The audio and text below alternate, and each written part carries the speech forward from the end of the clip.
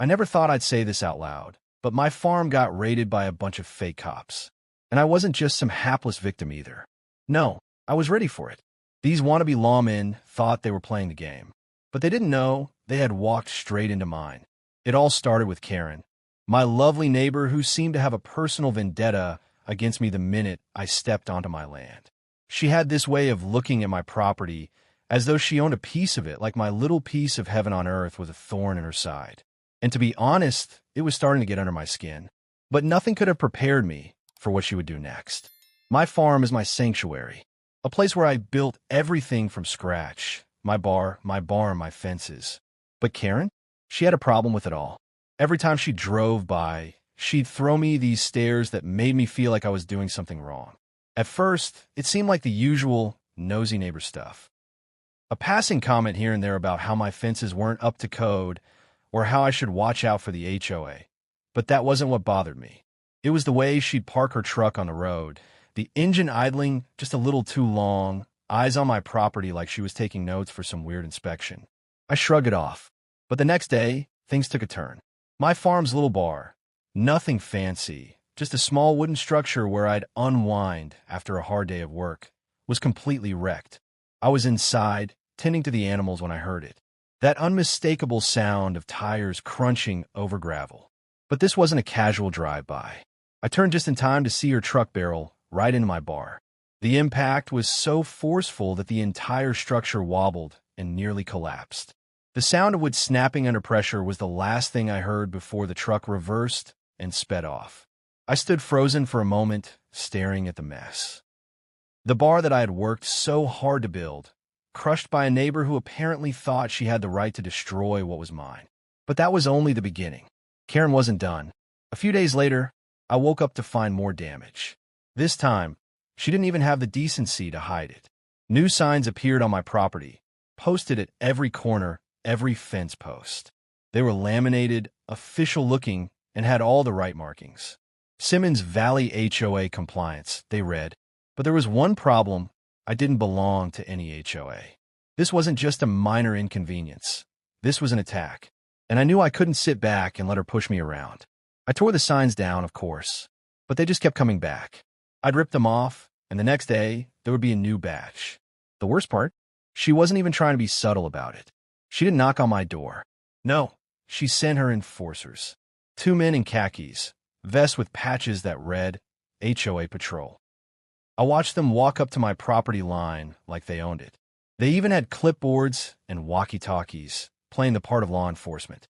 As if that wasn't ridiculous enough, they started pointing at things, my barn, my tractor, my goat pens, and muttering into their radios like they were marking targets for a military operation.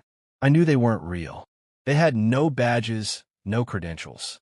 But I also knew they weren't just acting on their own. Karen was behind all of this. She wasn't just trying to get me to fix my fence. She was out for blood. And it wasn't just about the bar. No, she wanted control. My land, my peace, and every inch of freedom I'd fought for. That's when I decided enough was enough. This wasn't a petty feud anymore. Karen had made it personal. So I started planning. I'd already been thinking about a way to protect my property, to keep the peace and prevent any further damage. And now, with Karen's antics pushing me to the edge, I realized I needed to take matters into my own hands. I wouldn't wait for her to make the next move. I would be the one to set the rules. I didn't go to the sheriff's office. I didn't waste time calling lawyers. I didn't need to.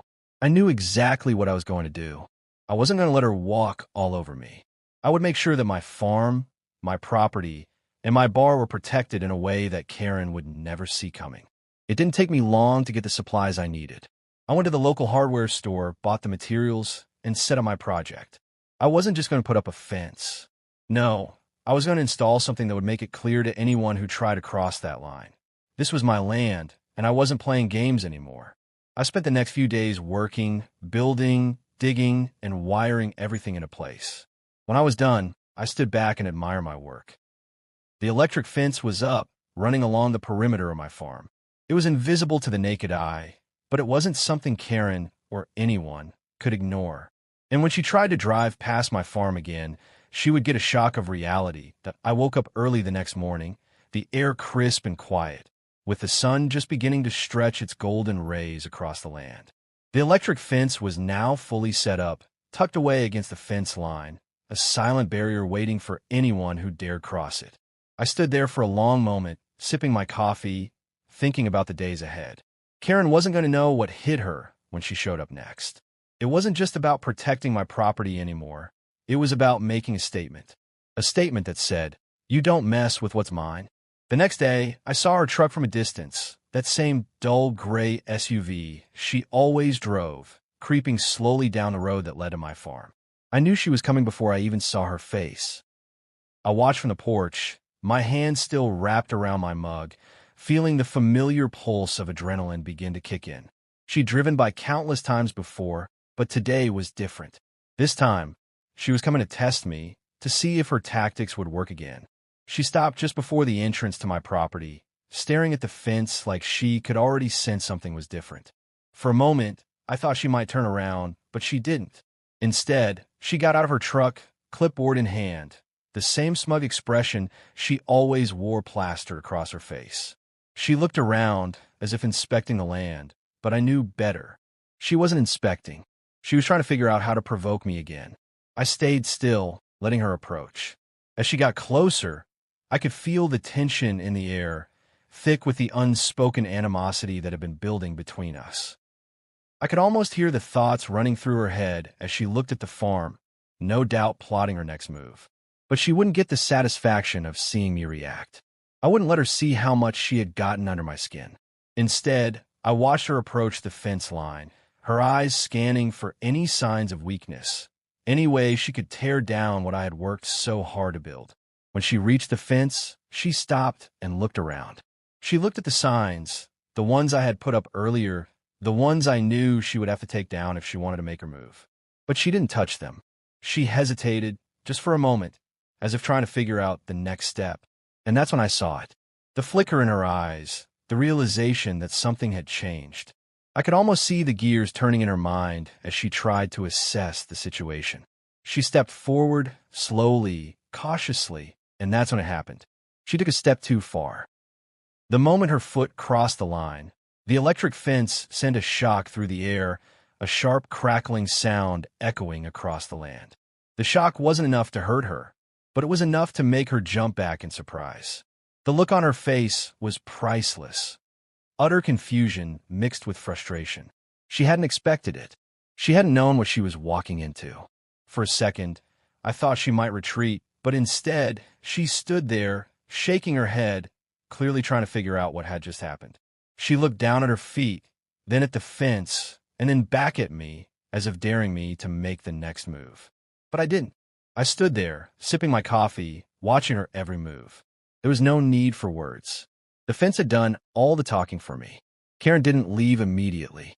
She lingered, walking along the fence line, inspecting it closely.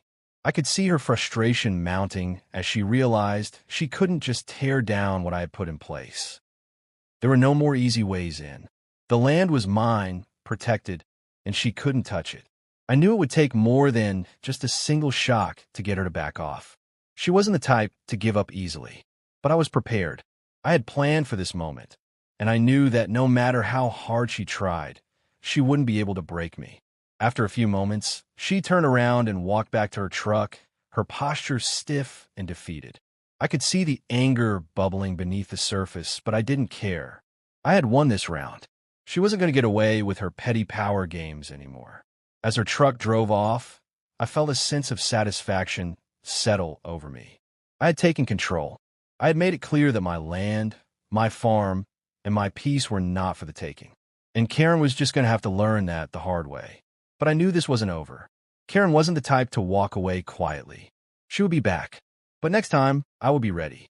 I had learned from the past. I had learned how far she was willing to go, and I wasn't going to let her take another step without facing consequences. This wasn't just about protecting my farm anymore. It was about standing my ground. And I wasn't going to let her or anyone else take that away from me. The days that followed were a strange mixture of calm and tension. The shock from the electric fence seemed to have shaken Karen, but I knew it wouldn't be long before she tried something else. I stayed on high alert, watching every move she made as she circled around my property, always just outside the fence line, always trying to find a way in. She never crossed the line again, but I could see the anger in her eyes, simmering just beneath the surface. I knew it wouldn't take much for her to escalate things. Then one morning, as I was out in the field, I heard the unmistakable hum of a drone in the sky. It was faint at first, almost like the sound of a distant bee, but as it grew louder, I realized it was no ordinary insect. I looked up, scanning the clear blue sky, and there it was, a small, black drone hovering high above the farm. It was circling slowly, methodically, like it was looking for something. My heart sank as I realized what was happening. Karen wasn't just trying to scare me anymore. She was taking things to the next level. The drone flew in tight, controlled loops, its camera no doubt scanning every inch of my land, watching my every move. I stood there, frozen for a moment, unsure of what to do. I had dealt with a lot of things on my farm, bad weather, equipment malfunctions, even the occasional animal escape. But this was something new. This wasn't just a simple dispute over fences or barbecues. This was surveillance. This was an invasion. I moved quickly, darting inside the barn and grabbing my tools. I knew I couldn't just stand there and let her watch me. I wasn't about to let Karen get away with this. I could see the drone now, clearly, its tiny black body hovering directly above my property line, just outside the reach of the electric fence. I thought for a second about firing up the tractor and chasing it off, but I knew that would only draw more attention. No, I needed to be smarter than that. I had to find a way to take control of the situation before it spiraled further out of hand. I spent the next few hours preparing. I didn't want to do anything hasty, so I made sure every move was calculated. I grabbed the camouflage tarp I kept for emergencies, draped it over the tractor, and fired up the engine. The drone was still above, still circling, but now it was close enough for me to make my move. I guided the tractor toward the barn, using the cover of the tarp to hide its movement from above. Slowly, cautiously, I maneuvered it into position, just out of sight from the drone's lens. Once I was in place, I turned off the engine and waited. The drone continued to hover, unaware of the trap I was setting. I could feel my heart pounding in my chest as I watched the small machine above, knowing that the next few seconds would determine everything. I waited and waited until the drone passed overhead again. Then, in one swift motion, I grabbed the rope I had tied to the tractor and yanked it hard, setting off a loud series of flashes and lights that blasted out from the ground beneath the drone. It was a high-powered flare, designed to confuse and disrupt. The drone jolted midair, its camera spinning wildly as it tried to recover from the unexpected burst of light. For a few moments, everything was chaos. The drone veered off course, unable to steady itself, and then suddenly, it plummeted, crashing into the dirt like a falling star. I didn't waste time watching it fall to the ground. I quickly made my way toward it, knowing Karen would be watching from somewhere close by. By the time I reached the downed drone, I was already thinking about my next move. I grabbed it, carefully pulling it out of the dirt, and tossed it into the back of the tractor. I didn't need to destroy it, but I needed to make sure Karen knew I had it. The drone, with all its cameras and tracking equipment, was proof. Proof of her desperation. Proof that she was willing to go to any length to invade my privacy. But the real question was, what was she trying to see? What she hoped to learn by spying on me? Later that night, I received a message. It wasn't a phone call, or a letter, or a direct confrontation. No, it was something far more subtle. A small note slipped into my mailbox. The paper was yellowed, the handwriting sharp and deliberate, like it had been written with the intention of striking fear into me. The note was simple. You think you can hide behind fences and drones? You don't own this land. You just think you do. At that moment, I knew this wasn't going to end with an electric fence or a downed drone. Karen was determined to break me, to take my land, and she wasn't going to stop until she got what she wanted. I didn't know what she had planned next, but I did know this. The war was just beginning, and I had no intention of losing. The next few days passed in a blur of activity. I spent every waking hour thinking about Karen and her next move. I started reinforcing my defenses, adding extra layers of security around my property, setting up more motion sensors and ensuring that everything was in place for whatever came next. I knew Karen wouldn't give up, but I also knew that I had the upper hand now. I wasn't just protecting my land. I was preparing for a fight that would push both of us to our limits. The problem was, Karen wasn't just any neighbor. She was smart. She knew how to play the game, and she had resources I hadn't even begun to understand. What I didn't know was how far she was willing to go to make sure I lost. But I was about to find out. Days turned into weeks, and I found myself constantly on edge, watching every shadow, every movement, every car that passed by the farm. It was as though I couldn't relax anymore, as though the peace I had once taken for granted had been stolen from me. Every time I looked over my shoulder, I half expected to see Karen's truck, or worse, her faceless enforcers lurking in the distance. She had crossed a line when she sent that drone, but now I realized that I had underestimated her. She was playing a long game, and I had been too focused on the little battles. It was time to think bigger, to outsmart her before she made her next move. I spent countless nights thinking about the note she had left me, her words echoing in my mind. "You don't own this land. You just think you do." It gnawed at me, not because I doubted my right to the land, but because it hit a nerve. I'd spent my whole life working for this. I had fought for this land, put in every ounce of my energy to build something real. But Karen, with her glossy smile and clipboard, thought she could take it all from me with a few simple manipulations. I couldn't let that happen. The weeks dragged on, each day blending into the next, filled with the same unease. I couldn't let my guard down. I knew Karen was planning something bigger than what I could see, and I was starting to worry that I might be too late. That's when I began noticing the subtle changes, small things at first, like the strange cars that parked on the edge of my property at night, the way the local sheriff's department seemed to be looking the other way when it came to Karen. I knew something was happening. But what? Who was behind her? And what were they after? It wasn't until one late afternoon that I finally got the answer. I'd been sitting on the porch, watching the sun set, when I saw the flash of headlights cutting through the tree line. I had learned not to ignore these flashes, so I stood up and grabbed the rifle I kept close. I wasn't planning on using it, but it never hurt to be prepared. The truck rolled slowly down the dirt road, just like it always did, but this time there was something different. The vehicle wasn't stopping at the roads and like it normally did. It drove all the way up the gravel path, coming right up to the edge of my property. The driver wasn't Karen, but the man behind the wheel wasn't someone I recognized either. He looked out of place, like he was trying to blend in, but his stiff posture and the way he kept his eyes on the road told me that he wasn't just passing through. He was here for a reason. I stayed hidden, watching carefully as the man parked the truck and got out. His movements were deliberate, almost robotic, as though he had done this many times before. I didn't know what he was doing, but I could tell it wasn't just a simple visit. I waited for him to make his move, trying to get a better view without revealing myself. My heart pounded in my chest as I watched him approach the electric fence. He didn't seem surprised by it, but I noticed him stop, taking a long look at the wire.